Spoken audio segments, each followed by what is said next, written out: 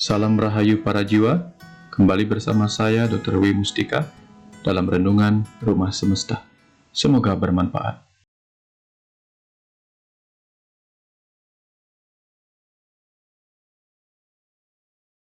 Bismillahirrahmanirrahim. Assalamualaikum warahmatullahi wabarakatuh. Om Swastiastu, Namo Buddhaya, salam kebajikan, salam sejahtera untuk kita semua.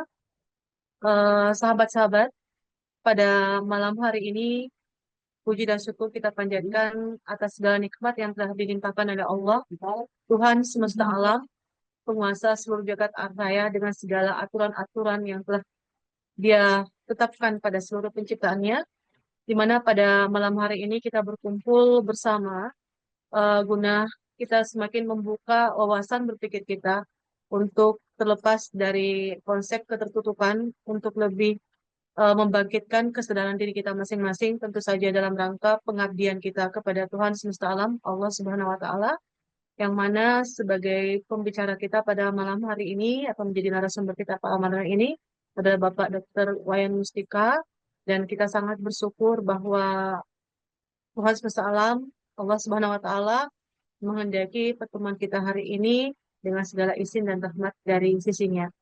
Untuk itu, tema yang akan kita eh, ikuti pada malam hari ini adalah tentang kesadaran dan kebangkitan, di mana kesadaran kebangkitan ini telah disepakati oleh sahabat-sahabat yang ingin mendengarkan apa isi nanti yang kita akan dapatkan dari pertemuan kita pada malam hari ini.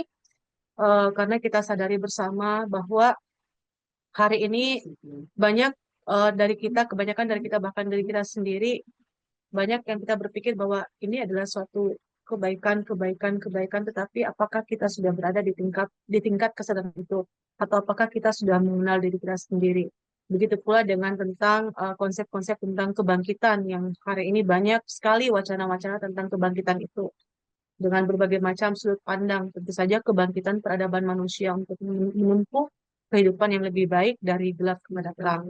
Untuk itu kami persilakan kepada Bapak Dr. Wayan Mustika untuk dapat memberikan kepada kami semua pencerahan dari apa yang telah Tuhan semesta alam, Allah Subhanahu wa Ta'ala, wahyukan kepada Bapak selama Bapak menempuh perjalanan uh, di kehidupan ini.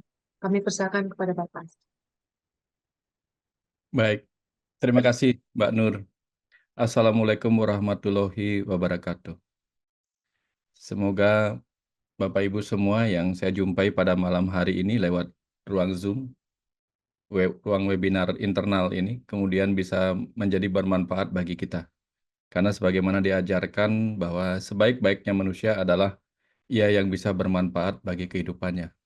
Sehingga kalau kita berbicara tentang kata bermanfaat, manfaat juga ada artinya guna, maka di situ kemudian kita harus belajar menemukan guna.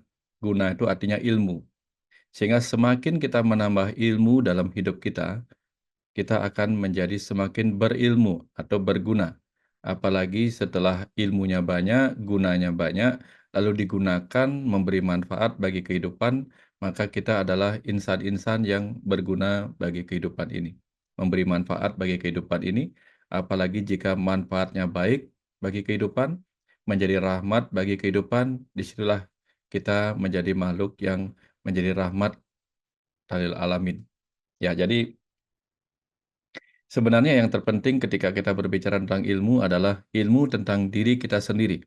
Ini yang jarang kita mau pelajari. Ya, padahal kita perlu mengenali betul siapa diri kita, karena ia yang mengenal dirinya, mengenal Tuhannya.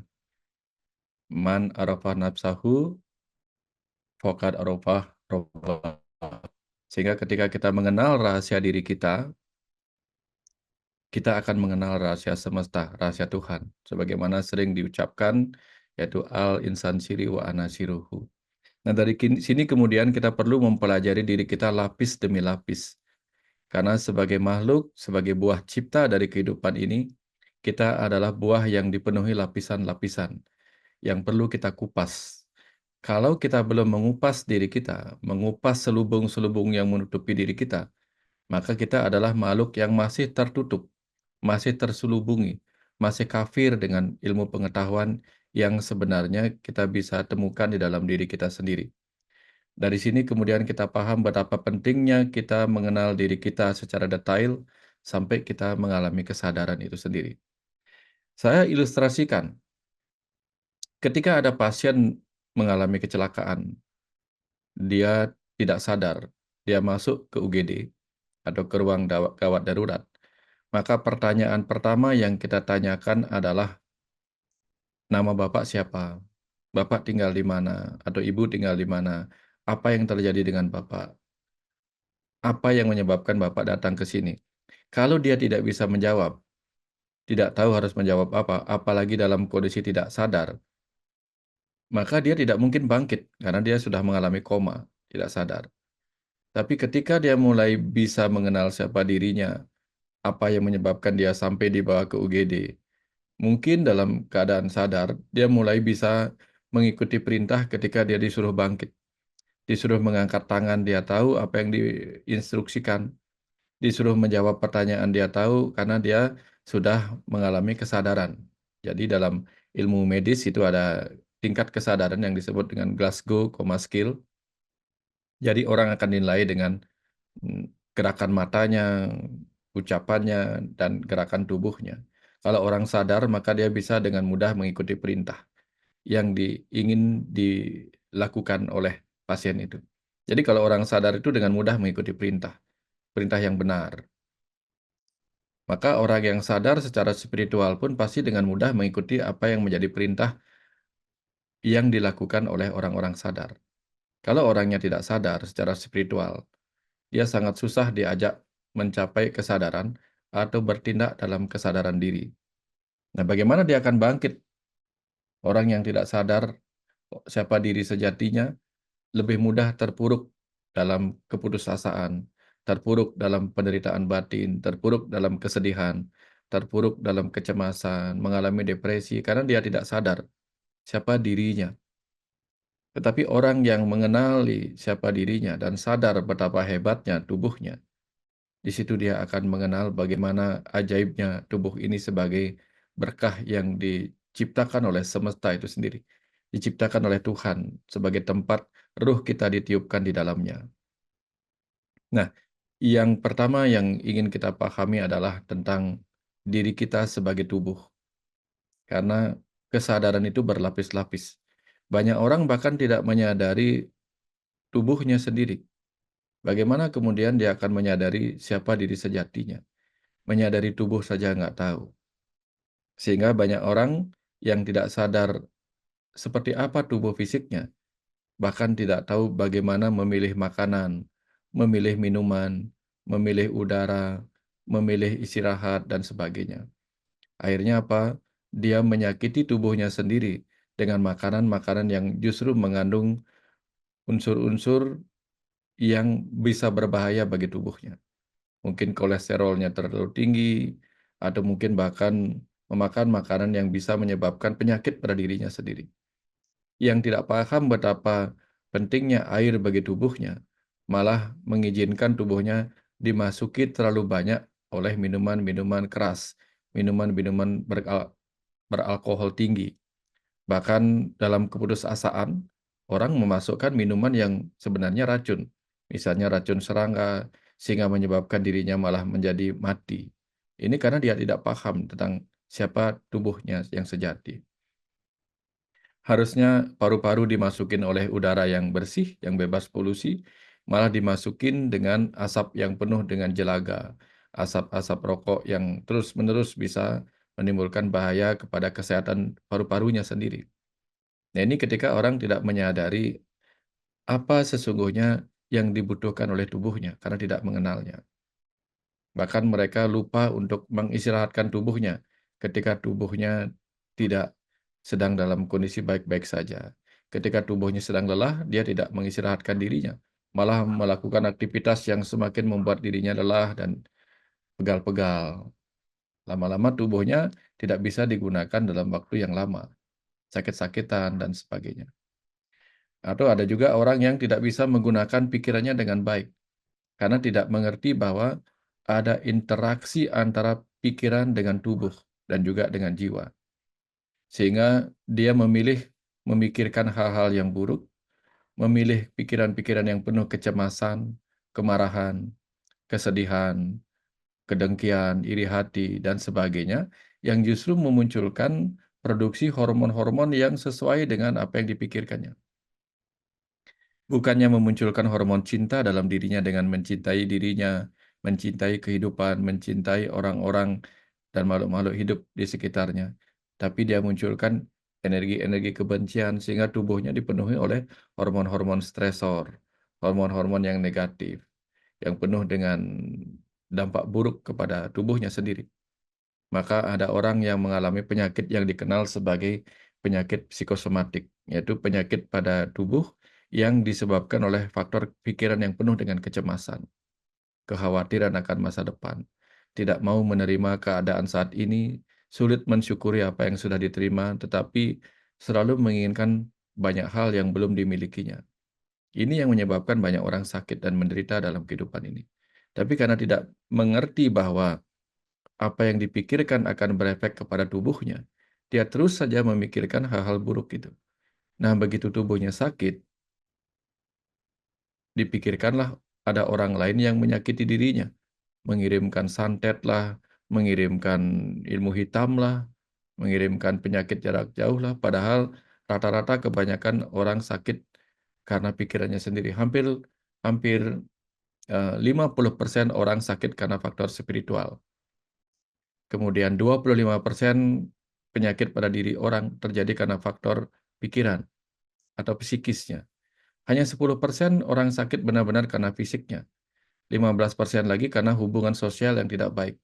Tidak baik dalam keluarganya, tidak baik dalam tempat bekerjanya, tidak baik dengan lingkungannya, sehingga memunculkan penyakit pada tubuhnya. Ya, ujung-ujungnya kemudian yang dia kira adalah itu serangan-serangan makhluk gaib gitu dan sebagainya.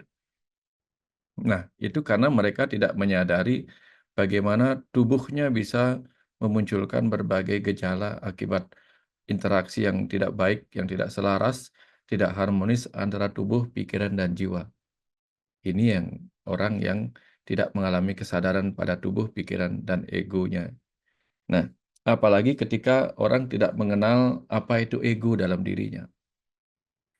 Sebenarnya ego itu tidak salah. Ego diciptakan oleh Tuhan dalam diri kita sebagai bagian dari sistem pertahanan mental kita. Sistem pertahanan ego atau mekanisme pembelaan ego. Ketika kita memiliki harapan, tetapi harapan tidak bisa mencapai kenyataan, muncullah masalah. Nah, ketika kita merasa sesuatu keadaan adalah masalah bagi kita, di situ kemudian muncul reaksi ego berupa fight atau perlawanan, atau fight atau menghindar. Kalau menghindarnya parah, ini yang sering terjadi pada orang-orang yang bunuh diri.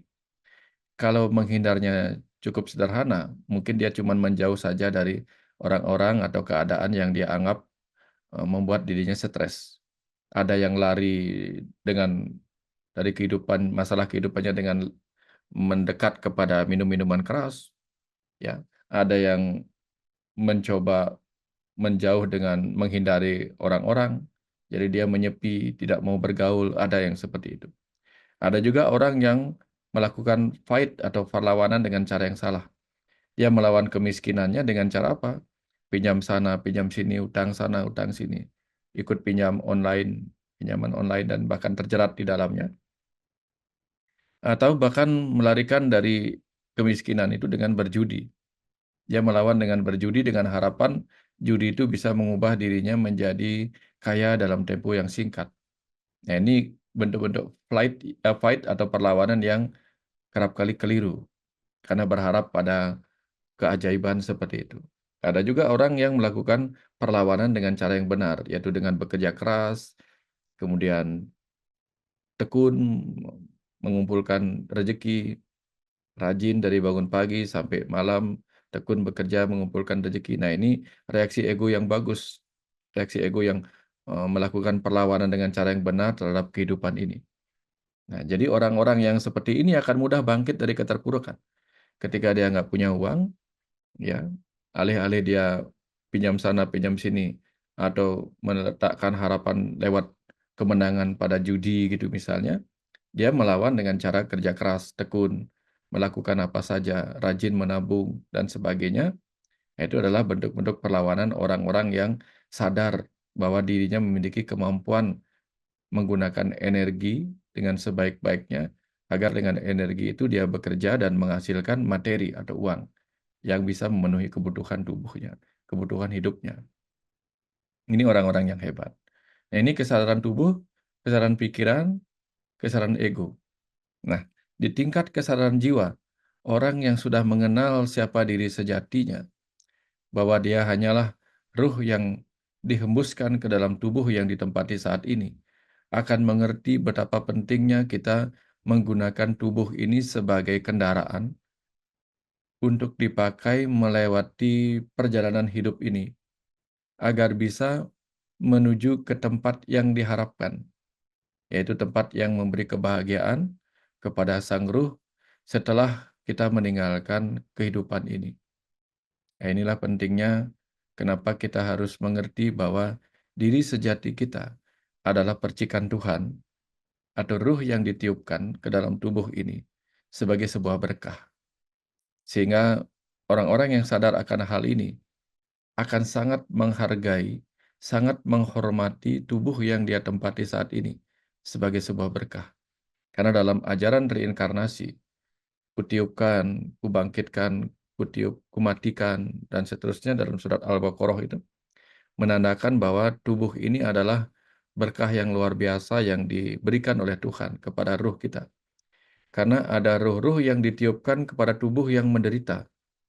Ada yang menderita cacat, menderita lahir di tempat yang miskin, menderita lahir di daerah-daerah miskin di Afrika yang kering kerontang, yang sulit pangan, di mana orang-orang kelaparan di sana dan ditungguin oleh burung bangkai. Itu adalah ruh-ruh yang bernasib buruk, terlahir di dalam tubuh yang sangat menderita. Nah, tentu kalau Tuhan Maha Adil, Tuhan pasti menetapkan ruh mana yang harus terlahir ke dalam tubuh yang ini, ruh mana yang harus ditiupkan ke dalam tubuh yang itu. Dari sini kemudian kita paham betapa beruntungnya kita, betapa penuh syukurnya kita ketika kita ada di dalam tubuh yang ada saat ini. Mungkin tubuh kita sempurna, tangan kaki kita lengkap, ya semuanya sempurna ditambah lagi dengan wajah yang rupawan, memiliki pikiran yang cerdas, itu sangat luar biasa. Karena ada banyak ruh yang terlahir diizinkan termasuk ke dalam tubuh yang bahkan memiliki penampilan yang membuat dia tidak merasa percaya diri. Nah, jadi dari sini kita paham betapa pentingnya kita menyadari diri kita terlahir dalam tubuh yang mengagumkan ini. Sebagai bentuk rasa syukur, maka kita harus menggunakan tubuh ini sebaik-baiknya, menjadi manfaat bagi kehidupan yang lainnya. Tidak menjadikan diri kita hanya memenuhi kehidupan ini dengan kesia-siaan dalam kelahiran kita. Nah, mereka yang sudah mencapai kesadaran diri sejati seperti ini, akan mudah terbangkitkan dalam rasa penuh semangat. Karena pelajaran spiritual itu bukan pelajaran mistik, bukan pelajaran klinik, bukan. Pelajaran spiritual itu adalah pelajaran untuk mengenal diri kita sebagai spirit, sebagai ruh, sebagai makhluk rohani yang sedang belajar berdiam di dalam tubuh manusia, yang kelak akan kembali ke alam rohani sebagai ruh. Kalau kita tidak sadar hal itu, maka kita tidak akan belajar bagaimana menggunakan tubuh ini sebaik-baiknya untuk memberi manfaat bagi kehidupan ini. Nah, mudah-mudahan dengan kesadaran ini kemudian kita mau belajar, menambah banyak bekal bagi pikiran dan jiwa kita, pada ruh kita, sehingga pulang-pulang nanti kita adalah ruh yang mengalami peningkatan kesadaran, mengalami peningkatan level kematangan. Sebagai roh-roh yang dewasa, tentu di kemudian waktu kita akan dihembuskan kembali ke dalam tubuh yang baru yang lebih berkualitas dibandingkan yang hari ini. Mungkin tubuh yang terlahir nanti di mana kita akan berdiam di dalamnya adalah tubuh yang lebih bagus, hidupnya lebih sejahtera, sehingga lebih mudah menyerap pelajaran-pelajaran yang mematangkan roh kita, sehingga kita nanti bisa dengan mudah mencapai kesadaran rohani yang lebih tinggi, bisa menyatu kembali dengan Tuhan. Sebagaimana sering diungkapkan dalam doa Innalillahi wa inna ilaihi rajiun, ya, kita bisa kembali kepada Tuhan dengan syarat kita mengalami kesadaran Tuhan itu sendiri melalui pembelajaran-pembelajaran kita di kehidupan ini. Itu sebabnya sangat disarankan untuk tidak tertutup pada pelajaran-pelajaran yang membuat kita semakin bertumbuh matang dalam pengetahuan dan kesadaran. Semakin tebal kita menutup diri kita, semakin kuat kita menutup diri kita, semakin kafirlah kita sesungguhnya. Karena kita tidak mau membuka otak kita, akal budi kita, untuk menambah wawasan-wawasan dengan pengetahuan-pengetahuan yang membuat kita semakin mengenal rahasianya. Ya, sebagaimana kita tahu, rahasia itu baru terungkap ketika tutupnya kita hilangkan. Al-insan siri wa ana siruhu. Rahasiamu adalah rahasiaku. Rahasia baru terungkap ketika kafirnya dihilangkan. Mau mempelajari diri kita lebih ke dalam, mau mengenal semesta ini lebih ke dalam lagi. Sehingga orang yang bisa membaca, bisa ikro, bisa mengenal setiap makna yang ada dalam dirinya sendiri, mengenal makna-makna yang ada di perjalanan kehidupannya, itu akan mendapatkan bekal pemahaman yang semakin lama semakin kaya. Nah, ketika kita menjadi pribadi yang semakin lama semakin kaya dalam kehidupan ini, tentu kita akan menjadi pribadi yang penuh percaya diri, penuh percaya diri. Karena kita penuh percaya diri, maka kita bisa menuntun diri kita sendiri, mengarahkan perjalanan hidup kita sendiri menuju apa yang kita cita-citakan sebagai visi dan misi kelahiran kita di bumi ini. Sehingga kehidupan ini tidak sia-sia kita lalui tanpa kepulangan yang penuh penderitaan. Karena banyak sekali roh-roh yang pulang ke alam kematian dalam keadaan menderita. Ada yang pulang dengan bunuh diri, membawa penderitaan keputusasaannya ketika menjalani kehidupan. Ada yang pulang karena melakukan tindakan-tindakan yang sangat keji terhadap kehidupan ini, sehingga ruhnya mengalami penyesalan di alam sana, karena dalam kesadaran ruh setelah kematian, di situ dia akan tahu apa yang salah dan benar. Sehingga ketika banyak melakukan kesalahan dalam kehidupan ini, di alam ruh dia mengalami penyesalan. Nah, itulah fungsi agama sebenarnya. Mengajak kita untuk mengenal apa yang baik dan benar dalam kehidupan ini, sehingga kita menjadi pribadi yang bisa menjalani kehidupan ini dengan baik dan benar. Karena baik saja belum tentu benar. Baik saja belum tentu benar. Ada kebaikan yang juga tidak benar. Contoh nih, ketika kita bermaksud baik memberikan uang kepada orang lain untuk berjudi, nah itu bukan kebaikan yang benar. Kalau kita memberikan kebaikan berupa uang kepada anak-anak kita agar dia bisa menikmati hidupnya dengan narkoba misalnya, itu juga bukan kebaikan yang benar. Kalau kita memberikan anak kita kendaraan agar dia ngebut-ngebutan di jalan, itu juga bukan kebaikan yang benar. Nah, jadi tidak selalu hal baik itu benar. Ya, kadang hal yang kita sebut buruk itu bisa jadi sesuatu yang benar. Contoh-contoh, kalau kita mematikan ego kita yang buruk, kalau kita berusaha mematikan sifat iri dengki kita, berusaha menghilangkan kemarahan kita, nah itu hal yang tampak buruk dengan kata mematikan, tapi itu hal yang positif dan menjadi hal yang benar jika kita melakukan dengan penuh tujuan menjadi pribadi yang bermanfaat bagi kehidupan ini. Nah, ini hal-hal yang perlu kita renungkan secara mendalam agar kita bisa mengerti apa yang menjadi visi misi kelahiran kita di sini. Setidak-tidaknya yang paling sederhana visi misi kita adalah secara umum adalah menjadi rahmat bagi kehidupan ini. Kalau di Jawa ada kata memayu hayuning buwono. Jadi agar kita tetap bisa menjaga kehidupan yang penuh berkah keindahan ini. Tetap menjaga kehidupan ini. Kalau kita tidak bisa ikut menjaga kehidupan ini dengan baik, setidak-tidaknya kita tidak melakukan tindakan yang berkebalikan. Ya, tidak bisa ikut menjaga, setidaknya jangan ikut menghancurkan. Itu yang diajarkan oleh tetua kita dalam ajaran-ajaran tradisional, dalam tutur-tutur keseharian. Ya, semua itu bermanfaat sebenarnya bukan untuk hanya alam semesta besar, tapi sebenarnya lebih kepada alam semesta kecil, yaitu diri kita. Karena alam semesta di luar diri kita hanyalah cerminan, hanyalah pantulan. Apa yang kita lempar keluar, itulah yang akan kembali ke dalam diri kita. Kita tahu bahwa hidup ini penuh dengan air. Tubuh kita ini hampir 70% air. Bahkan otak kita 70% air. Di luar diri kita juga air. Karena udara yang ada di luar diri kita juga terdiri dari hidrogen dan oksigen. Yang ketika naik, ya dia bergabung menjadi bakalan air, yaitu awan mendung. Ya, di bawah bumi kita ada air. Jadi semua di sekitar kita adalah air. Bumi kita juga 70% itu air. Jadi ketika kita melempar pikiran, kata-kata, sikap, tindakan yang buruk, itu akan menjadi bagaikan kolam yang dilempar dengan batu, akan keluar riak, pada akhirnya riak itu akan kembali ke tengah-tengah lagi, sebagai riak yang berbalik arah. Nah, jadi apapun yang kita pikirkan, ucapkan, lakukan, itu akan berbalik kepada diri kita.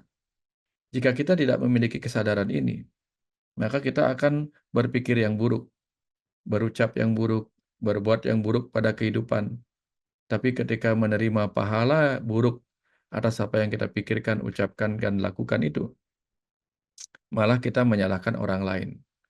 Padahal semua itu datang dari vibrasi, frekuensi, pikiran, sikap, tindakan, ucapan yang kita keluarkan sendiri. Nah, ini yang perlu kita lakukan. Sehingga kita harus belajar tidak menyalahkan orang lain di luar diri kita. Karena semua itu adalah refleksi dari diri kita.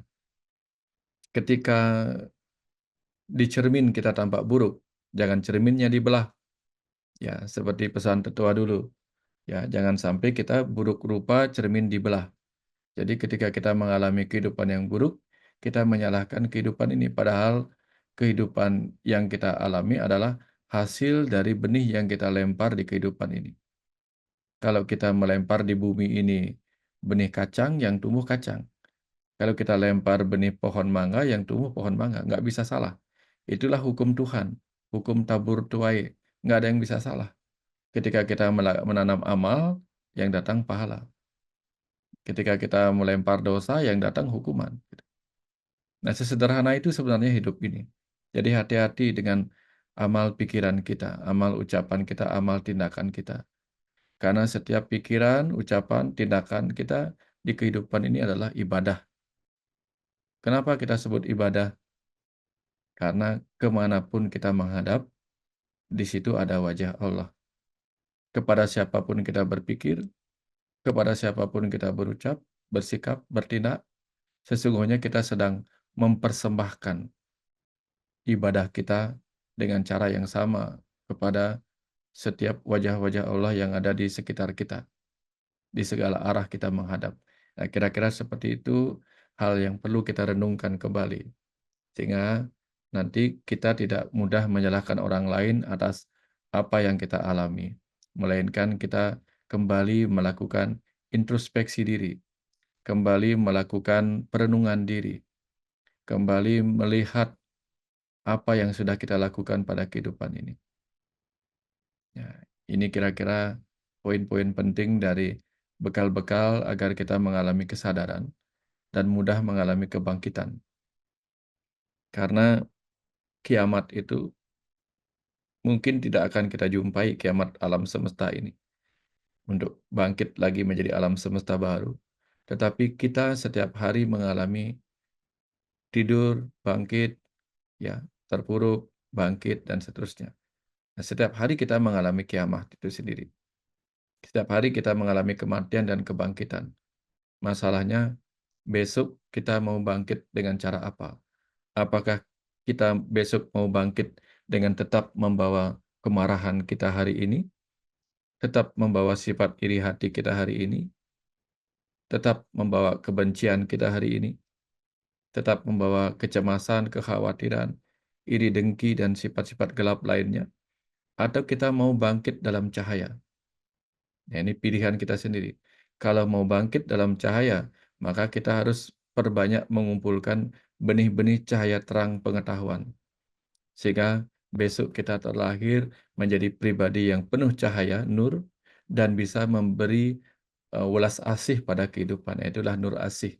Kita menjadi makhluk cahaya yang menjadi pribadi yang penuh welas asih pada kehidupan ini. Kira-kira sampai di situ dulu bahan obrolan kita, supaya nggak terlalu lama nanti, mungkin waktu kita 1,5 jam gitu. Nanti kita perbanyak lewat diskusi, Mbak Nur. Nah, kira-kira seperti itu, Mbak Nur. Kalau ada yang ingin disampaikan, saya sederhanakan dulu apa yang saya sampaikan ini, nanti silakan dilanjutkan dengan diskusi. Kalau ada yang mau ditanyakan, silakan. Makasih banyak Bapak Dokter Wayan. Di sini ada suatu hal yang mungkin sebelum saya lemparkan kepada saudara-saudara kami yang berkumpul di tempat ini, saya sempat membaca buku Bapak juga tentang Tuhan segala agama, di mana pada halaman ke-17 itu saya kan Bapak pernah mengatakan coba selaraskan dengan ayat-ayat di dalam Al-Quran. Nah, saya dapat di halaman 17 pada bagian paragraf terakhir yang bunyinya seperti ini.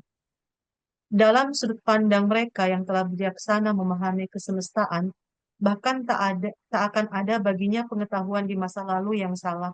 Tidak juga ada pengetahuan di masa kini ataupun di masa depan yang keliru dan layak dihindari. Semua pengetahuan berasal dari kebenaran dan sedang berjalan kembali menuju kebenaran sempurnanya. Di paragraf ini saya mendapat suatu gambaran pemikiran bahwa paragraf di halaman ke-17 sampai 18 ini ternyata ini berbicara tentang kebangkitan itu sendiri yang selama ini menjadi pertanyaan saya, Pak, karena yang saya dapatkan dalam perjalanan kehidupan ini beberapa konsep tentang kebangkitan itu termasuk juga kebangkitan peradaban manusia di mana dengan diutusnya utusan-utusan per 1.500 tahun kurang lebih seperti itu perhitungan waktu itu yang saya dapatkan. Tetapi ternyata setelah saya buka paragraf ini, terus saya ingat di Quran Surah Al-A'raf ayat 57 yang bunyinya selaras dengan apa yang Bapak tulis di buku ini, yang berbunyi seperti ini. Bismillahirrahmanirrahim. Dialah yang meniupkan angin sebagai pembawa kabar gembira mendahului kedatangan rahmatnya. Sehingga apabila angin itu membawa awan mendung, kami halau ke suatu daerah yang tandus. Lalu kami turunkan hujan di daerah itu. Kemudian kami tumbuhkan dengan hujan itu berbagai macam buah-buahan. Seperti itulah kami membangkitkan orang yang telah mati. Mudah-mudahan kamu mengambil pelajaran. Nah, dari yang saya lihat di ayat ini, di sini Allah, Tuhan semesta alam, hendak berpesan kepada kita semua bahwa kebangkitan yang selama ini ingin kita tuju sebenarnya itu berasal dari kebenaran-kebenaran itu sendiri. Karena di sini ada yang saya notice bahwa Allah menurunkan hujan untuk menemukan berbagai macam buah-buahan. Saya kan pernah berdiskusi dengan Bapak bahwa buah-buahan itu kan buah pikiran itu sendiri, bukan buah-buahan secara fisik yang ada di muka bumi, tapi seperti itulah Tuhan melakukan permisalan. Mungkin Bapak bisa memberikan gambaran tentang bagaimana sih konsep yang saya dapat hari ini. Ternyata ada kebangkitan per 1.500 tahun, karena ada juga perhitungan masa di dalam kitab-kitab yang saya baca, bahwa ada 6 masa, kebangkitan dalam 6 masa, sampai hari ke-7, terus setiap satu hari itu sama dengan 100 tahun, bahkan kadang Tuhan berfirman bahwa satu hari itu bisa 1.000 tahun. Ini yang menjadi pemikiran kami bersama juga di tempat ini, Pak. Mohon untuk pencerahannya. Iya, iya, Mbak Nur, bagus sekali pertanyaannya. Dan bagus sekali ayat yang disampaikan itu bahwa ketika tiba saatnya, maka tempat yang kering itu akan disuburkan setidak-tidaknya. Baru kemudian benih-benih buah akan dimasukkan sehingga di sana tumbuhlah pohon-pohon yang semakin lebat dan semakin memberi manfaat bagi kehidupan ini. Makna yang sama adalah kapan murid siap, saat itu guru datang. Nah, ketika benih-benih cahaya pengetahuan, benih-benih pohon pengetahuan itu akan ditumbuh suburkan di dalam diri seseorang, di dalam diri umat manusia, maka dibuatlah mereka merindukan merindukan kesuburan itu. Artinya seperti tanah gersang yang merindukan air. Mereka kehausan. Jadi ada saat di mana manusia-manusia akan mengalami kehausan akan ilmu pengetahuan. Sehingga ketika tiba saatnya mereka haus pada ilmu pengetahuan, mereka akan mulai mempertanyakan banyak hal. Ya, seperti halnya tubuh yang lapar ingin makanan, pikiran dan jiwa yang haus pada pengetahuan akan mempertanyakan banyak hal. Dengan mempertanyakan banyak hal, pertama tentu kalau kita misalnya nih, ketika kita mau makan, tentu pertama yang disarankan adalah kita minum dulu. Ya, minum dulu sedikit, baru kemudian memasukkan makanan. Hal yang sama terjadi pada pikiran kita. Maka kita akan dialirkan, ya, dialirkan keinginan untuk bertanya, dialirkan rasa penasaran, sehingga setelah dialirkan rasa penasaran, kita menjadi murid yang siap untuk ditanami pengetahuan, benih-benih pengetahuan. Seperti gurun pasir yang telah dialirin air dan menjadi basah, menjadi siap untuk menerima jatuhnya benih-benih pohon buah, buah karya, buah pikiran, buah hati, dan sebagainya, buah pemikiran. Nah, seperti itulah jiwa-jiwa yang mulai terpanggil untuk menyadari siapa dirinya, akan mulai bertanya-tanya, apa sih yang aku cari dalam kehidupan ini? Nah, disitulah kemudian dia mendapatkan aliran air cinta kasih dari semesta ini, aliran cinta kasih berupa pengetahuan. Karena Tuhan adalah sumber pengetahuan itu sendiri. Ketika sumber pengetahuan mengalirkan berkah, maka dia tentu mengalirkan berkahnya berupa pengetahuan, karena dia sumber pengetahuan. Nah, inilah saat di mana kemudian suatu ketika saya sendiri setelah sekian lama, 13 tahun dialirkan pengetahuan sejak tahun 2001, 13 tahun dialirkan pengetahuan, disitulah kemudian bunga jatuh di depan saya sebanyak 3 kali. Dan pada kejatuhan bunga yang ketiga kalinya, itu bunga alamanda, disitulah baru tiba-tiba semesta itu seperti bicara pada bunga alamanda yang jatuh ketiga kalinya. Inilah aku, kecerdasan semesta tak terbatas yang mengisi ruang kosong itu. Nah, dari situlah kemudian saya baru paham Tuhan bukan sebagai siapa, melainkan sebagai apa, yaitu sebagai kecerdasan semesta tak terbatas. Apakah dengan mudah saya mencapai jawaban itu ketika melihat bunga jatuh? Enggak. Saya terus-menerus dialirin air pengetahuan selama hampir 13 tahun, terus-menerus dialirin air pengetahuan. Sampai siap untuk mendapatkan pesan itu, yang kemudian menjadi buku Tuhan segala agama, yang Mbak Nur baca sekarang. Tapi itu bukan berhenti. Itu baru di awal saja saya diberikan apa itu Tuhan, itu sebagai kecerdasan semesta tak terbatas. Setahun kemudian baru saya dikasih lagi lebih detailnya, yang kemudian menjadi kunci dari semua pemahaman saya tentang kehidupan dan semesta ini. Di situ kemudian dikasih tahu bahwa akulah kecerdasan semesta tak terbatas yang menunjukkan kemampuanku sebagai sang pencipta, lalu bermanifestasi menjadi energi semesta. Dari energi semesta yang merupakan kemampuanku itulah yang kemudian memampat menjadi materi semesta ini. Nah, dari materi semesta inilah kemudian tercipta segala alam material yang kita lihat. Planet, matahari, bintang, bulan, berbagai benda yang ada kemudian di hadapan kita. Yang bisa kita lihat, yang bisa kita sentuh sebagai wujud-wujud material. Itulah dia, wujud dari kecerdasan semesta tak terbatas. Walaupun wujud ini tampak nyata, namun setiap wujud yang kita lihat ini sesungguhnya 99,99999% adalah ruang kosong. Karena itulah hakikat setiap atom. Atom-atom yang berkumpul menjadi debu-debu, yang berkumpul menjadi batu, menjadi bumi, berbagai hal yang kita lihat. Ini sebenarnya 99,99% ruang kosong. Makanya hidup ini disebut hidup alam maya atau maya pada. Karena tubuh kita yang tampak besar sekarang ini, nanti begitu tiba saatnya dia dilebur, tinggal mungkin seonggok debu saja. dari debu kembali ke debu, dari air kembali ke air. Nah, kira-kira seperti itu. Semua kembali tidak ada, karena memang kita berasal dari ketiadaan. Nah, dari sinilah kita perlu membuka diri untuk menerima wadah-wadah air. Kalau bumi, kalau gurun pasir tidak mau menerima air yang dijatuhkan dari langit, kalau dia tertutup, dia tidak akan mendapatkan apa-apa. Bayangkan kalau kita punya rumah, rumahnya ditutup sepenuhnya dengan plastik.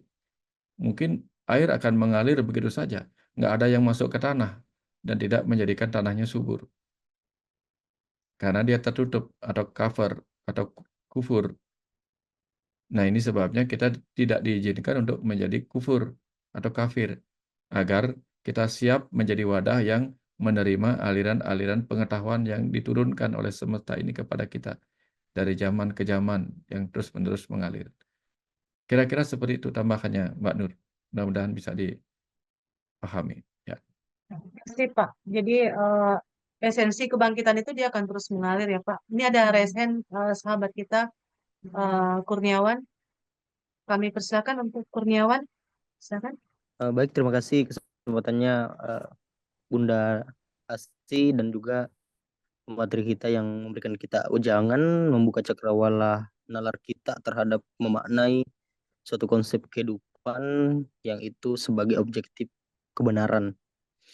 Dan yang pertama saya tangkap adalah seluruh pembahasan mulai dari awal sampai akhir statement yaitu adalah hampir sama pada sisi kehidupan saya yang dimana seluruh pembahasan itu hampir mirip dengan gambaran apa yang saya alami pada saat ini. Jadi saya adalah pelaku sama seperti apa yang disampaikan oleh Pak pemateri kita dan juga saya kemudian berjalan beberapa aspek-aspek kompleksitas sosial yang kemudian sosial ini memiliki pemahaman secara psikososial yang bermakna bahwasanya pembentukan sosial itu berdasarkan awal mula apa yang ingin dicapai oleh individu dan kemudian menjadi suatu kaum dan sehingga jadilah aspek-aspek sosial itu. Nah, itu dasarnya yang saya pelajari. Dan kemudian jauh sebelum saya belajar ada aspek sosial yang dianggap sebagai pergaulan keliru, ada yang dianggap sebagai aspek sosial kehidupan yang benar. Namun jauh saya melangkah, saya tidak pernah mendapat sebuah konsep kehidupan yang benar secara uh, circle itu tadi yang saya dapatkan secara kebenaran di dalam memaknai kehidupan ini. Karena kan kenapa? Ada suatu makna kata yang dianggap sebagai hal yang bijak dan hal yang bajik.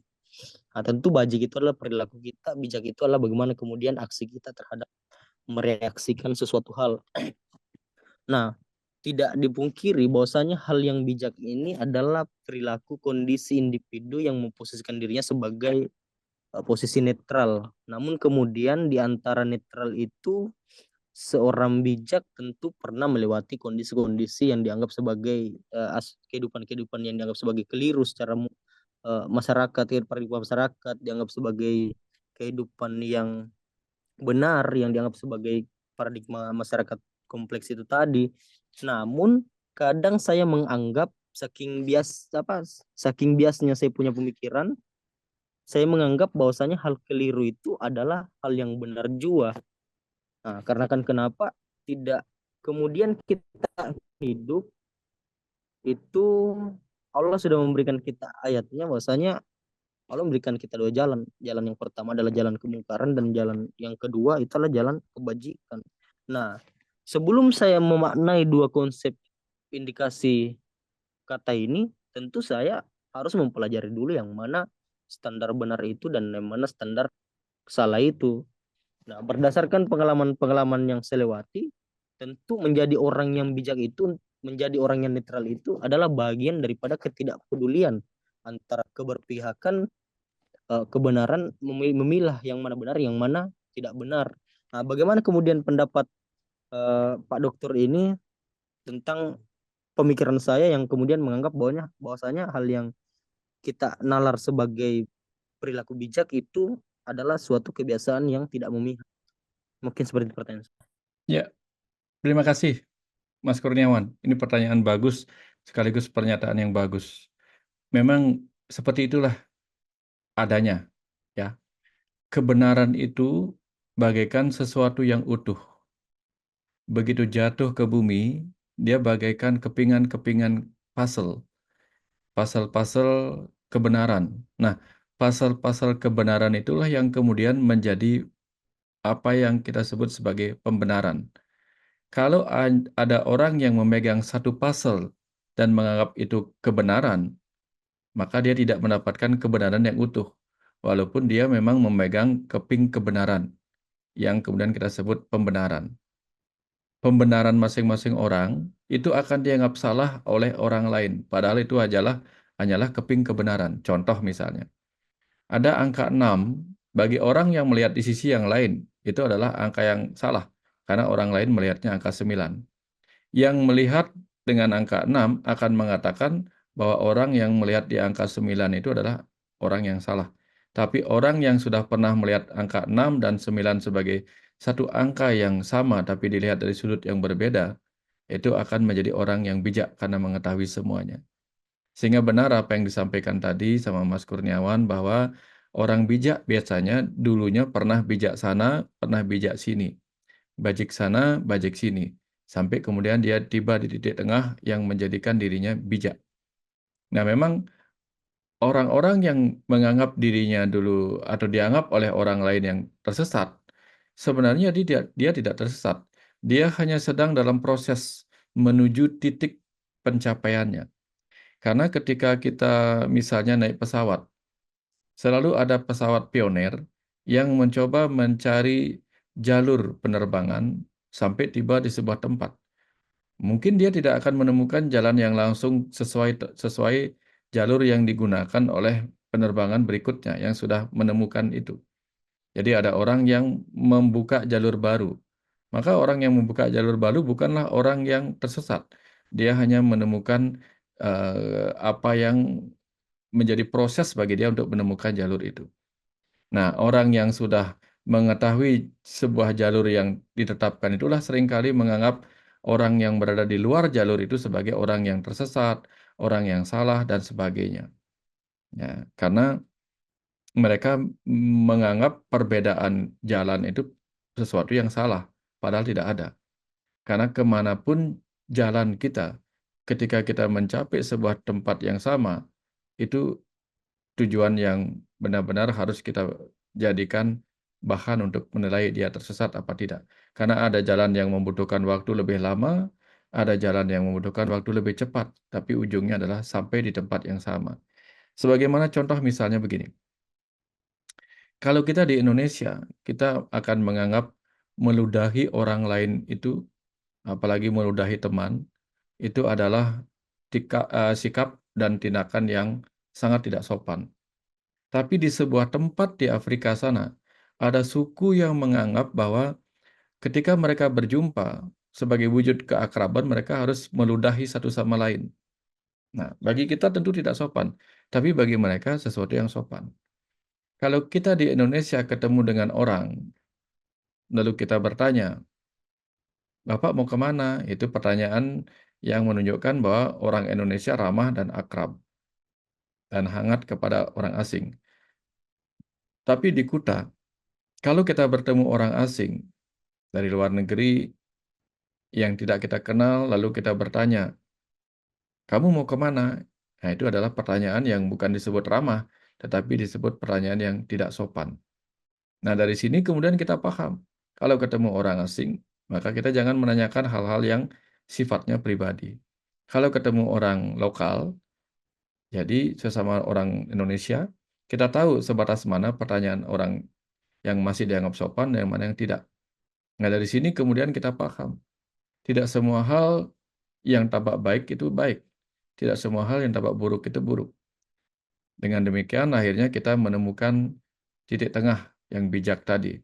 Bahwa apa yang harus kita lakukan atau bersikap apa sebaiknya kepada orang asing dari luar negeri dan orang lain sesama bangsa Indonesia walaupun kita tidak mengenalinya dengan baik. Jadi ada batas kesopanan, ada batas yang mengganggu privasi orang lain. Nah, dengan pengalaman-pengalaman yang mungkin disebut salah dan benar itulah tadi kita bisa menjadi orang yang bijak, tahu ruang dan waktu di mana kita mengucapkan apa yang pantas untuk diucapkan, apa yang pantas untuk dilakukan. Nah, kira-kira seperti itu. Ini bagus sekali apa yang disampaikan oleh pengalaman hidup dari Mas Kurniawan tadi. Sejalan dengan eh, demikian kehidupan sosial ini memunculkan kesepakatan untuk mereka sebut sebagai kebenaran yang berlaku di batas wilayah dan waktu mereka. Karena ada saatnya dalam batasan waktu yang berbeda, apa yang benar menjadi salah di masa depan, apa yang salah di masa lalu menjadi benar di masa kini. Ya, kira-kira seperti itu. Mas Kurniawan mudah-mudahan ditangkap juga. Terima kasih banyak. Silakan Pak Nur, kalau ada lagi yang raise hand, ada yang raise hand enggak ya? Ya, makasih Pak. Saat ini kami persilakan untuk sahabat yang lain. Silakan untuk ingin mengajukan pertanyaan, silakan. Ini ada juga satu pemikiran saya yang masih ingin saya pertanyakan, banyak hal sebenarnya Pak yang masih ingin saya pertanyakan, apalagi tadi mengangkat tentang eh, kata kafir itu kan. Dulunya kan sebelum saya betul-betul ingin belajar tentang makna kafir itu, dulunya yang saya berpikir yang di luar saya adalah kafir. Tapi ternyata setelah saya, oh silakan ini ada Asin juga. Tapi mungkin sebelum saya lanjut pertanyaan, mungkin saya persilakan dulu kepada Aswin. Silakan Aswin. Iya, terima kasih Bunda. Menarik sekali tadi. Cuma yang mau sekali terkait law of attraction, hukum tarik menarik. Bagaimana konsepnya itu Pak? Di kadang berpikiran positif nggak sama orang ini, tapi tiba-tiba rese. Bagaimana bagaimana itu? Padahal kan apa yang kita pikirkan, kalau misalnya berpikiran positif dan segala macam, pasti akan menarik frekuensi yang sama. Tapi kalau misalnya masih ketemu Kak sama orang-orang yang mengesalkan, orang-orang yang kayak misalnya rese atau kadang ya seperti itu, bagaimana dengan itu Pak? Terima kasih Mas Arwin, ini pertanyaannya bagus sekali nih. Pertanyaannya bagus sekali tentang law of attraction. Secara sederhana, secara nyata, secara material, kita tahu bahwa kalau ada toko apa itu, toko ingin menarik pengunjung datang ke dalam tokonya, maka dia pasti membuat sesuatu yang bisa menarik orang-orang untuk masuk. Misalnya ada yang memberi tanda di sana ada diskon besar-besaran, atau ada obral, atau kalau dia adalah toko yang memajang pakaian yang mewah, maka interiornya bahkan eksteriornya juga dibuat seakan-akan menunjukkan bahwa itu adalah tempat yang mewah yang akan menarik bagi orang-orang kaya untuk datang.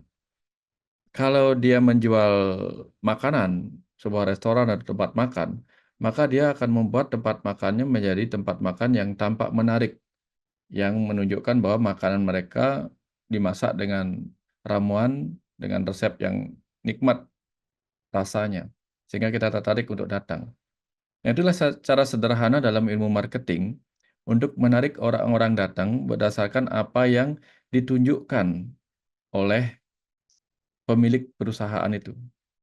Ya, sekarang iklan-iklan kan beredar luas dengan berbagai caranya untuk menarik para pembeli. Nah, itulah hukum law of attraction yang sederhana dari sudut material. Sekarang dari sudut energi dan kecerdasan, kita pun bisa menarik orang-orang datang dalam kehidupan kita sebagaimana yang kita pikirkan. Kalau kita selalu berpikir buruk, berpikir negatif, maka yang datang ke dalam kehidupan kita juga orang-orang yang memiliki frekuensi yang sama. Ya, bagaimana contoh seperti ini? Kalau kita punya video atau punya radio, maka ketika kita channeling frekuensi tertentu, maka yang kita dapat adalah siaran radio dari frekuensi yang sesuai. Begitu juga dengan video YouTube. Kalau sekarang kita tahu kan di YouTube ada algoritma. Kalau kita suka menonton video yang tipe politik, maka kita akan terus-menerus disodorkan video-video tentang politik. Kalau kita sekali nonton video tentang masak atau video tentang pertukangan, kita akan disodorkan video-video yang sejenis karena dianggap kita menyukai itu. Nah, inilah sederhananya ilmu law of attraction. Apa yang kita pikirkan, apa yang kita ucapkan, apa yang kita lakukan akan mendatangkan hal-hal yang sejenis sesuai dengan kesukaan kita pada frekuensi-frekuensi tersebut. Jadi memang demikian. Jadi itulah sebabnya ajaran agama, walaupun tidak mengajarkan apa yang disebut sebagai law of attraction, tetapi ajaran agama sendiri memberikan tuntunan bahwa jika ingin hidup kita baik, selalulah berpikir baik, berbuat baik, beramal baik, beribadah baik, sehingga yang datang nanti adalah kehidupan yang memiliki harapan-harapan yang baik juga, sesuai dengan yang kita inginkan. Nah, kira-kira seperti itu, Mas Arwin. Mudah-mudahan dipahami, kita semua mengerti betapa luar biasanya para leluhur, para tetua di masa lalu, orang-orang suci, para nabi, para guru-guru agung di masa lalu itu mengajarkan kita untuk selalu berpikir, berucap, bersikap, berbuat baik, agar yang datang dalam kehidupan kita adalah segala yang penuh dengan kebaikan. Kira-kira seperti itu. Sama-sama, terima kasih banyak juga Mas Aswin. Ya, silakan Mbak Nur. Baik Pak, mungkin masih ada mungkin sahabat yang lain. Kami buka untuk sesi diskusi atau tanya jawab kita pada malam hari ini. Silakan. Sini juga ada sahabat kita, ada Hero Fajri. Kami persilakan. Baik, mungkin sambil menunggu sahabat-sahabat yang lain mungkin akan ada raise hand. Ini juga yang tadi yang saya ingin lanjutkan tentang pertanyaan saya tentang konsep kufur atau kafir tadi. Memang ternyata yang saya temukan begitu saya belajar untuk membuka diri setelah saya terlepas dari konsep kafir bahwa bukan yang di luar sana yang kafir. Karena tidak ada sebenarnya konsep ketertutupan di alam semesta ini. Semuanya Allah ciptakan dengan kondisi terbuka yang sanggup kita lihat. Seperti itu. Nah, setelah saya berjalan untuk memahami setiap pengetahuan yang Allah berikan kepada diri saya, tentu saja dengan jatuh bangun, dengan berbagai macam, kadang muncul ego, kadang muncul amarah dalam diri saya. Tetapi ada satu hal yang terbersit dalam pemikiran saya tentang konsep pelepasan kemelekatan itu. Di mana ternyata salah satu unsur daripada kebangkitan manusia sebelum terjadinya kebangkitan peradaban itu kan harus manusia-manusia dulu yang bangkit, maka peradaban itu akan tercipta. Ternyata manusia perlu dulu melalui yang namanya konsep melepaskan diri dari kemelekatan, seperti dengan kisah Nabi Musa yang diperintahkan untuk melepaskan terompahnya. Bagaimana tingkatan Ibrahim yang harus terlepas keterikatan baik dari bapaknya maupun dari anak-anaknya.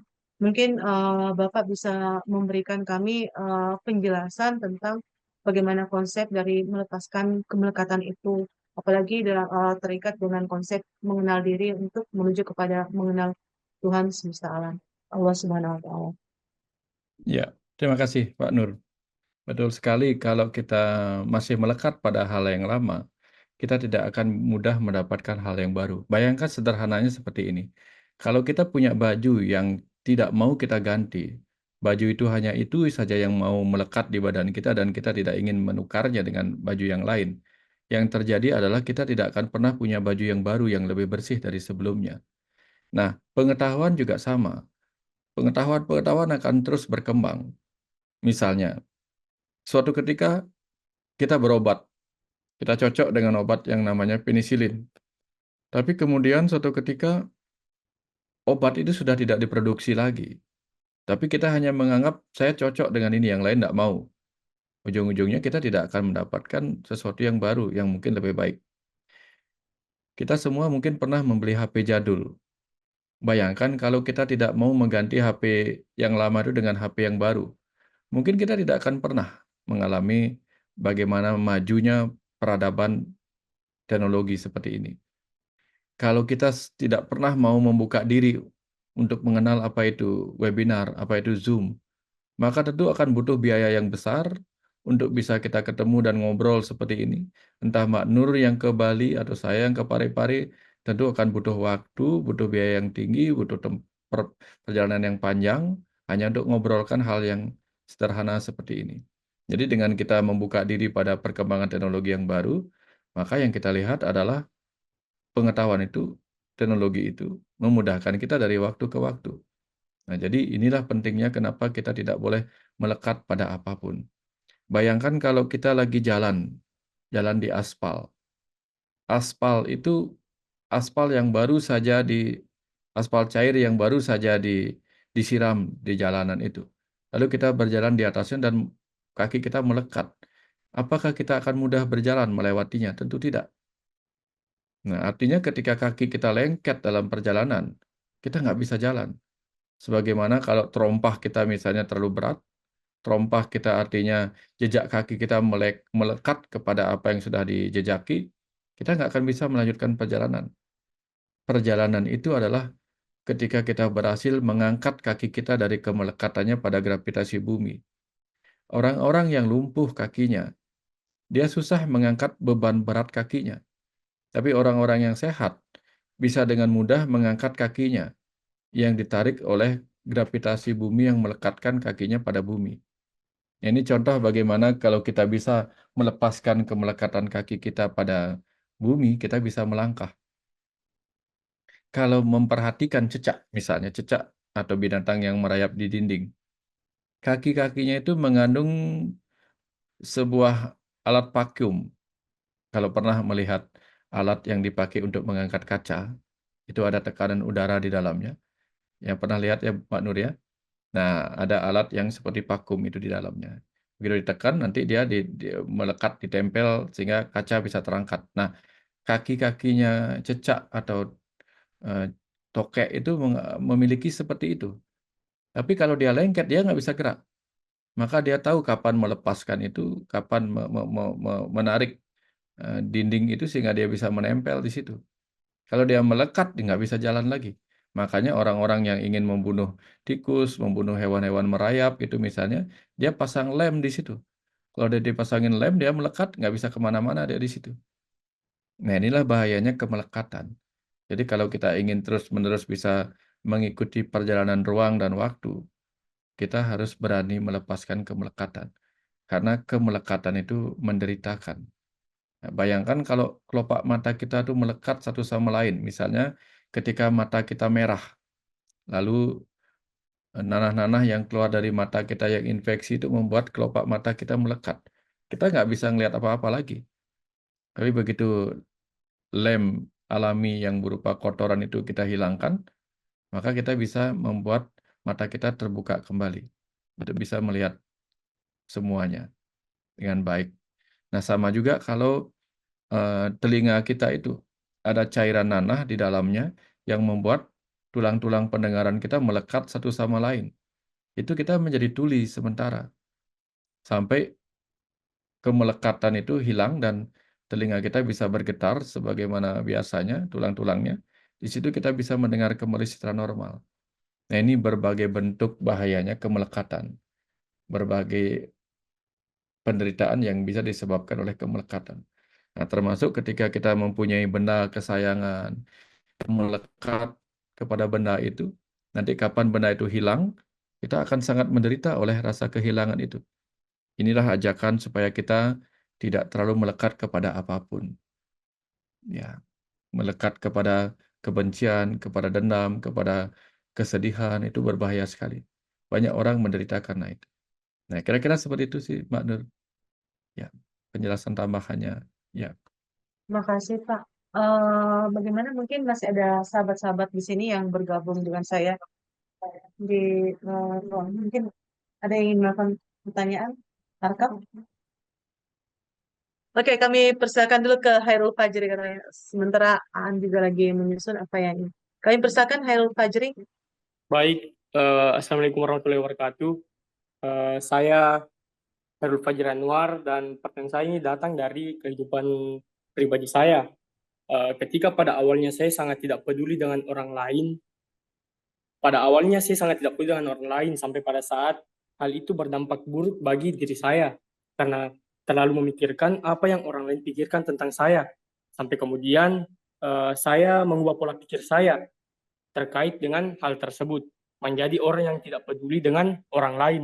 Nah, meskipun pada umumnya paradigma tidak peduli adalah hal yang salah, tetapi hal tidak peduli ini berdampak baik bagi diri saya. Nah, pertanyaan di sini, Pak, apakah tindakan yang saya ambil ini sudah benar? Baik, itu saja. Ya, terima kasih Mas Hairul Fajri. Ini pertanyaan bagus dan sangat relevan dalam kehidupan kita sehari-hari. Ya, kadang kita perlu untuk tidak peduli pada apa kata orang. Ada saatnya kita perlu demikian. Tapi ada saatnya kita perlu peduli pada apa kata orang. Kalau itu membuat kita menjadi mau berbenah diri, memperbaiki diri, itu bagus. Tapi kalau kita terlalu peduli pada apa kata orang, nah, saya mungkin kasih ilustrasi ya. Ilustrasi tentang kisah Nasaruddin Hoja. Mungkin sering dengar ya, Nasaruddin Hoja. Nasaruddin Hoja itu suatu kali pergi ke pasar yang tempatnya lumayan jauh dari rumahnya, melewati beberapa desa gitu. Ya, melewati beberapa desa untuk menuju kota di pasar. Jadi dia bersama anaknya, bersama keledai membawa beberapa karung di tubuh keledainya. Mereka jalan berdua. Mereka jalan, keledainya jalan juga. Nah, ketika melewati sebuah desa, ada orang yang bertanya, "Kamu mau ke mana, Nasruddin?" Gitu. Si Nasruddin bilang, "Kami mau ke kota." Wah, itu kamu bodoh sekali. Kenapa kamu tidak naikkan anakmu? Kasihan anakmu jalan jauh ke kota. Itu keledai kan memang untuk dinaikin. Setelah mendengar itu, peduli dengan apa kata orang, si Nasruddin menaikkan anaknya ke atas tubuh keledai. Sambil mereka jalan terus, gitu, jalan terus. Suatu ketika ketemu lagi dengan orang lain. Orang lain itu bertanya, "Kamu mau ke mana?" "Oh, saya mau ke pasar di kota." "Lah, kenapa kamu biarkan anakmu yang naik? Kan kamu lebih tua. Anakmu tidak hormat kepada kamu sebagai orang tua, malah dia yang naikin keledai dan kamu jalan." Mendengar kata itu, ditukarlah posisinya. Si Nasruddin yang naik keledai dan si anaknya disuruh jalan. Nah, kemudian ketemu lagi di tempat yang lain, orang yang lain menilai dia aneh. "Kamu itu nggak ada rasa rasa tanggung jawabnya sebagai seorang ayah kepada anak. Kamu biarkan anakmu jalan dan kamu enak-enak di atas keledai. Ayah seperti apa kamu?" Mendengar penilaian begitu, kemudian si Nasruddin kemudian menaikkan anaknya ikut. Nah, sehingga mereka berdua memberi ban yang lumayan kepada si keledai. Jalan terus, di desa berikutnya ada lagi yang komen, kamu ngapain itu nggak kasihan sama keledainya?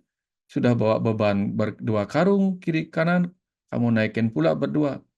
Nah, tidak ada sifat manusiawinya kamu." Lama-lama mendengar itu kemudian mereka jengkel, lalu keledainya yang digendong oleh Nasruddin. Jadi ini sebuah pesan cerita bahwa apa? Kalau kita terlalu mempedulikan apa kata orang, hidup kita menjadi bingung, gelisah oleh penilaian orang lain. Tapi kalau kita juga benar-benar acuh atau tidak acuh, tidak peduli dengan apa kata orang lain, ini juga berbahaya. Kadang orang lain ingin mengingatkan kita, ingin membuat kita lebih baik, kita nggak peduli, ini juga berbahaya. Nah, sehingga selalu ada pembelajaran di mana kita harus mencapai apa yang disebut sebagai titik tengah. Titik tengah yang membatasi kita kapan peduli dengan apa kata orang lain, kapan tidak peduli dengan apa kata orang lain. Sehingga kalau orang lain memberi kita masukan yang bermanfaat, maka kita harus mempedulikan itu. Jika orang lain hanya sinis, hanya nyinyir, hanya membuli kita, ya udah abaikan saja. Karena orang lain akan selalu seperti itu. Ketika kita miskin, kita diejek. Ketika kita kaya, kita juga diejek. Ya, diirikan gitu. Mereka iri ketika melihat kita kaya, ketika kita miskin, kita dibully. Nah, ada banyak orang seperti itu. Kita harus tahu kapan mengabaikan mereka dan kapan mempedulikan mereka. Ya, kira-kira seperti itu, Mas Herul. Hanya perlu proses pembelajaran agar bisa menemukan titik tengah seperti itu. Ya, jangan terlalu peduli, jangan juga terlalu tidak peduli. Ya, sama pentingnya kedua-duanya itu. Peduli dalam batas tertentu, tidak peduli dalam batas tertentu. Itu penting sekali untuk membuat kita tetap menjadi diri kita sendiri yang semakin lama semakin baik. Kira-kira seperti itu. Silakan Mbak Nur dilanjutkan lagi pertanyaan Anda tadi. Ya, baik Pak. Ini sebenarnya juga pertanyaan yang pernah dialami oleh anak saya sendiri sampai menimbulkan pertanyaan pada diri saya ya. Anak saya pernah melalui perjalanan untuk menempuh sebuah pemahaman-pemahaman diantaranya adalah agnostik gitu. agnostik dan berbagai macam pemahaman, juga pernah masuk ke dalam ateis gitu.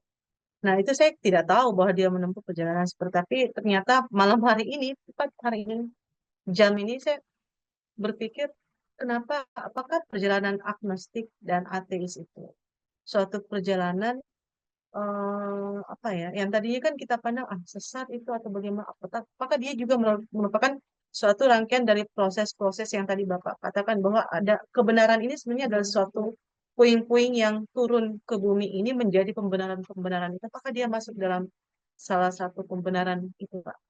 Mohon untuk pencerahannya. Ya, terima kasih Mbak Nur, ini pertanyaannya bagus.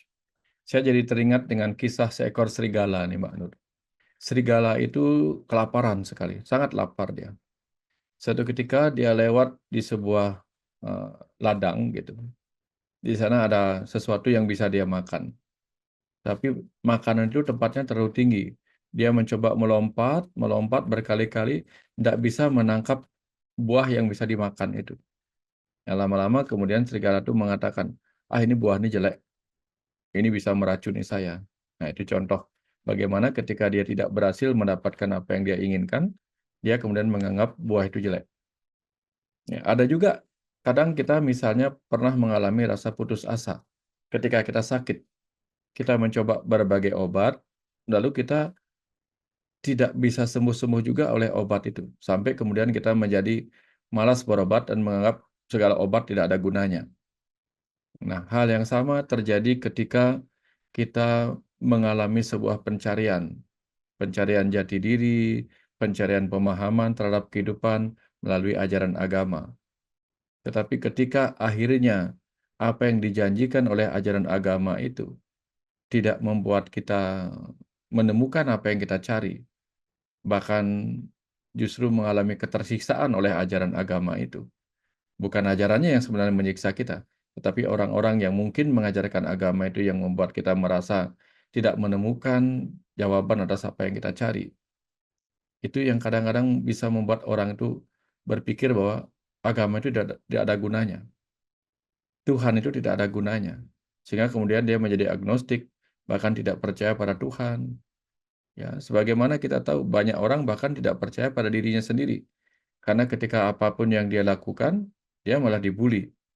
Sudah benar tetap dibully, sudah mencapai sukses juga tetap dibully. Akhirnya orang tidak akan percaya pada dirinya sendiri.